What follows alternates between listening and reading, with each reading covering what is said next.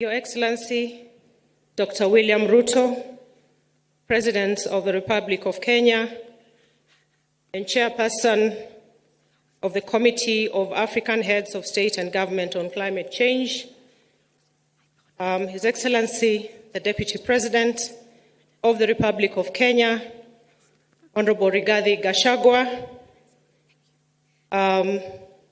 Dr. Simon Still, the Executive Director, United Nations Framework Convention on Climate Change, Her Excellency, Dr. Monique Nzanzabang-Ganawa, Deputy Chairperson of the AU, Her Excellency, Ambassador Josepha Sako, AU Commissioner for Agriculture, Rural Development, Blue Economy and Sustainable Environment, His Excellency, the former Prime Minister of Ethiopia, Haile Mariam Desalegn,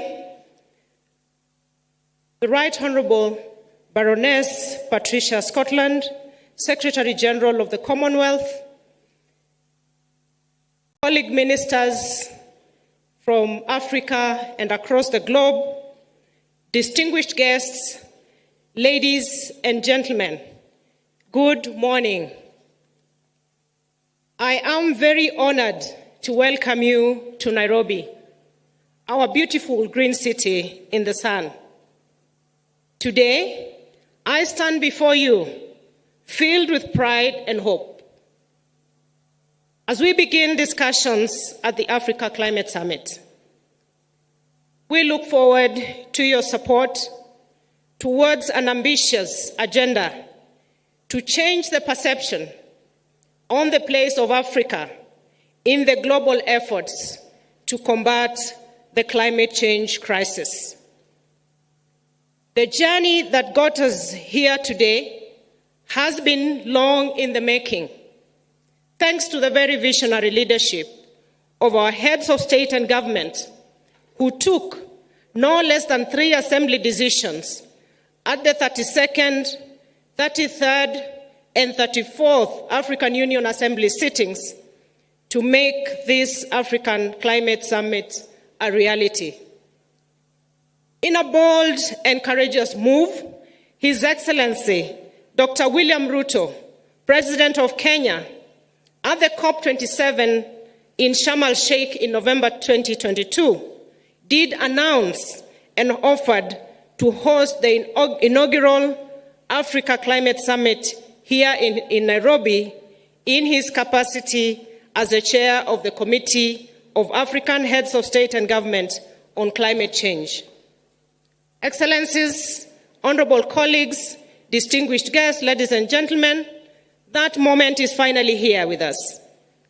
And I wish to express my profound gratitude to the African Union Commission as co-hosts of this summit, and especially to my sister Ambassador Josepha Sako, who together with her talented and dedicated team made sure that we were in strict adherence to the African Union instruments governing the hosting of summits.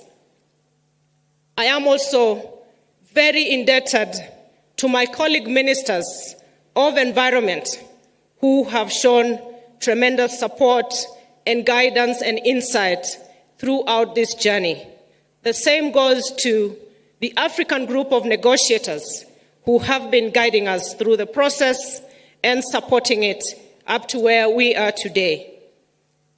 Ladies and gentlemen, our overarching goal for this summit is to chart a green growth pathway for the African continent, setting the stage for Africa to lead the globe towards a more ecologically responsible global industrialization, catalyzed by financing that is accessible, adequate, and affordable. Consequently, the summit does present to us, Africa, an opportunity to develop and presents a new and bold vision for Africa as a continent with tremendous potential, abundant opportunities that can be used to solve the climate crisis. I therefore call upon all of us here to use the next 3 days to explore options as to how we can optimize Africa's abundant human and natural resources to leapfrog towards a low-carbon economy while opening new opportunities for climate finance, trade, investment, innovation, resilience, and green jobs. Excellencies, honorable colleagues, the climate change debate has entered a new era. It is no longer just about tackling an environmental or development problem, but about addressing climate change in the context of justice. We must look at African countries and their high debt distress, contextualizing it with our ability to adapt and mitigate climate change. We must look at the impact of climate change to our economies, which are heavily dependent on climate-sensitive sectors such as agriculture, tourism, fisheries, energy, and forestry, among others. We must also be cognizant of the climate change nexus with migration and the need to climate-proof our infrastructure. That is why we are persuaded that if we do not develop adequate response measures to deal with the climate change crisis, it will crush us all together. Let us therefore step up and lead the world to find solutions for climate change by listening to all voices at this climate summit, including from youth, indigenous communities, and civil society from Africa and beyond. As I conclude, Excellencies, ladies and gentlemen, I wish to convey goodwill and urge you all to take time during your visit and sample our rich wildlife and cultural heritage.